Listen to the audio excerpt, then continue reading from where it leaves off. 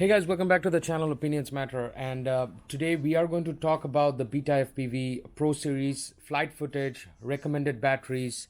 So this is my Tiny Whoop collection. I did buy the iFlight Cinebee watching a lot of YouTube videos. I would not recommend you guys because I'm facing a lot of problems. To eliminate jello, I did buy the Gemfan 1636 four-bladed props. I did chop on the sides so that the thing doesn't touch the camera. This is a complete waste of money. You just cannot do a lot of stuff with this. Now, I have to give it to Beta 75 Pro 2 because I've been flying this Whoop for the last few weeks, and you will see that right out of the box, I didn't even have to change the canopy or anything. There are a little bit of scratches on the top. I did have to put the antenna like this because the antenna actually gets stuck in this propeller. So I just attached a small kind of a rubber band out here. But I think this drone is amazing when it comes to quality, when it comes to build quality and value for money. So at the bottom out here, they'll be running 12,000 kV motors. This is a micro acro beast that I would say. We get these two batteries that is included. Basically, I have a jumper out here. The Betafpv does include this jumper, and best batteries I think is this Emax battery.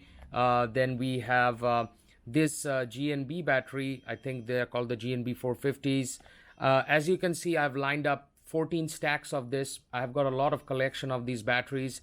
Amazing batteries. You can even use this Infinity 450 milliamp batteries if you like, but I would recommend you the GNB batteries because these are flying amazing with this pack. I've been flying acro, going through spaces. The only biggest problem with this is that you are going to lose transmission a lot, which means your real-time feed will suffer a lot of noise. There'll be a lot of glitches and sometimes hard maneuvers with that amount of VTX noise is a little bit, not that helpful.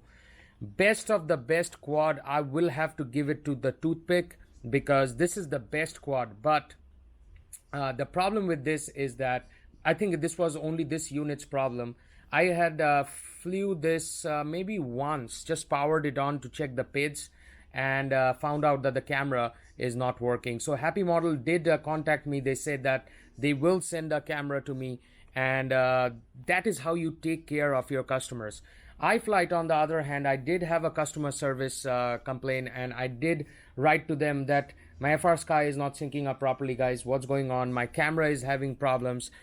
They were like, oh, we are going to help you. We are going to help you. But no help was provided. I will show you the emails that or the talks that I had with them. So you're going to see that on another episode.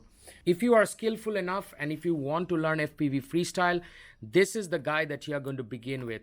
Only complaint is the fixed angle of the canopy. Now, sometimes when you're flying indoors, horizon, you want that camera to be a little bit faced downwards, but I literally do not know what to do with this camera angle, but I'm keeping it like this. I'm not going to fly indoors because this is not an indoor Whoop at all. Super fast, and my apartment is too small to fly this in an acro mode or even horizon mode. I've taken out stability mode because stability mode allows you to develop bad habits of flying, which means that if you want to know the true nature of flying, you're going to fly acro. Gear that I was using with this, let me tilt the camera a bit. So basic FRSKY goggles, which I had. There was no DVR. I am using my FRSKY controller. So this is my Taranis X Lite that I'm used, and easy peasy to pair. I faced no problem with this. Yes, how did I record my footage? Well, I recorded my footage through this small, like ESC receiver to my Surface, and that's how I receive. I record my footage. Okay, now it's time for some flights on this. So we are going to check out some flights on the Beta 75 Pro. This is the 75 Pro series. I know the HD has come out, the Beta 75X HD with a Cadex Turtle camera, and you've got a start-stop button to record. I would, at a breeze, would buy that. I don't know why I fell for iFlight's gig. I would say this is a total gig.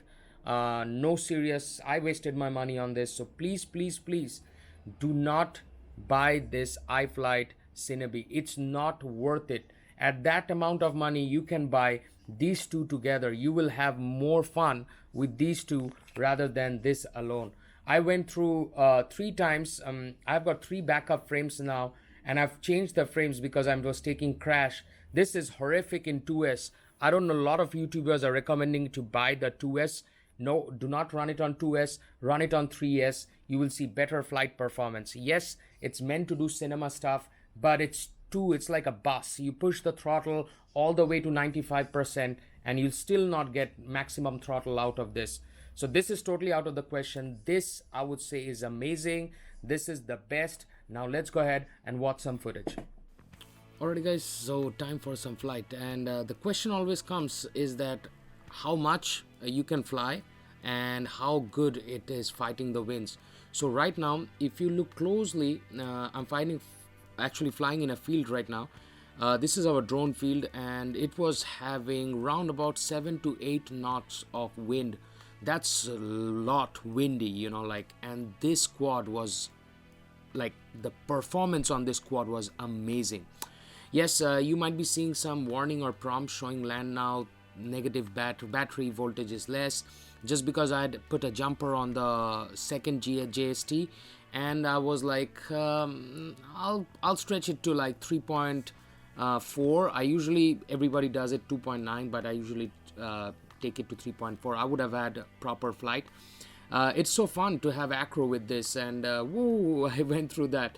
I also tried one more time and I went underneath the structure, but notice carefully how much digital noise is there, and this is straight from my DVR, and this is how much noise I was facing.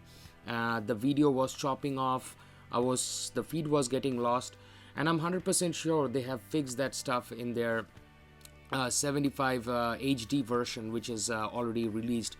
I bought this because I need something to keep on practicing my acro stuff, so that you know, I do not forget acro, because I usually fly around like cinematic drones and stuff like that. So I mean, I was shocked with the flight time, because usually you're expecting like 3.5 minutes. As you can see out there, the VTX was not performing that good, which I expected, but it's still okay, to be very frank. And you know, like a micro whoop like this, it's totally legal. You fly it everywhere. It's like under even 100 grams. It's like 50 grams or so. And with a 1S, this is a brilliant performer. I had 13 stacks of battery, and I flew for like 2 to 3 hours, you know, just kept on charging them one after the other. Overall, if you would say, Das, what about your drones, and which one do you like the best? I think Tiny Hawk Emax and this Beta 75 Pro, amazing drones I have owned.